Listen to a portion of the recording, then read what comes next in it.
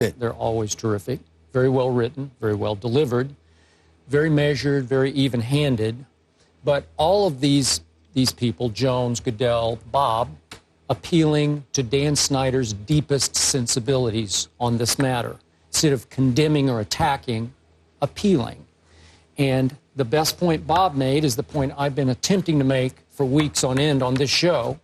It literally comes down to the literal reference of this nickname, Redskins. And Bob asked, and I'm paraphrasing, other races, other cultures, if there were a team nickname that referred to the color of your skin, the other race and the other color might take it offensively, might not be happy with that.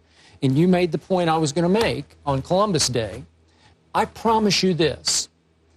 The early American settlers who began to attack the Indians, go to war with the Indians, ultimately drive them off their land and into the 5 civilized tribes Indian territory that was Oklahoma in those days.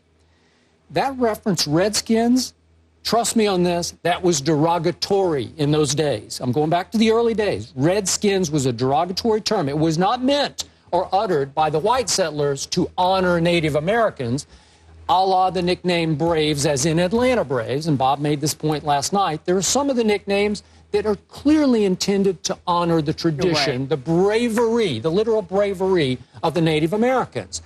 Redskins, no. Redskins is blatantly racist to me. It's just clear, and I'm sorry for the longtime Redskin fans who say, it's our tradition, we grew up with hail to the Redskins. I'm sorry, I don't care if only 2% of today's Native Americans are offended. That is racist to me, and I'm standing back. I'm obviously not Native American. I don't have a drop that I know of Native American blood, but I did grow up in the state of Oklahoma. So maybe I'm taking a little more sensitively than other people would.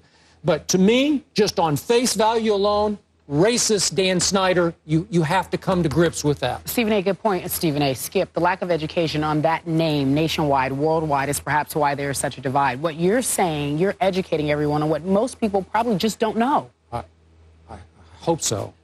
Not sure. And I hope Mr. Snyder opens his eyes and his heart and his soul and says, you know what? They've all got some. And for me, what Jerry Jones had to say in terms of people associated with any form, any kind of a disenfranchised community, whether it be present day or from the past, should relate even more Understand to it the more plight so. of Native Americans. All right, gentlemen, we leave it there. We also are going to have to put off putting Geno Smith in the Hall of Fame. I don't.